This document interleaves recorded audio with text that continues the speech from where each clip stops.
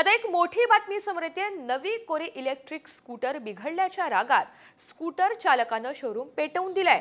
कर्नाटकमध्ये ही सगळी घटना घडली आहे। मोहम्मद नदीम असं शोरूम पेटवणाऱ्याचं नाव आहे। त्यानं 28 ऑगस्ट रोजी नवीन इलेक्ट्रिक स्कूटर खरेदी केलेली होती।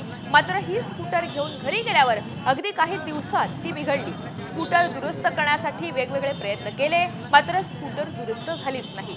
शोरूम चालकांनी सुद्धा दुरुस्त करून न दिल्यामुळे त्यानं शोरूम पेटवून दिलाय आणि या संपूर्ण घटनेनंतर पोलिसांनी या इसमाला ताब्यात घेतलंय।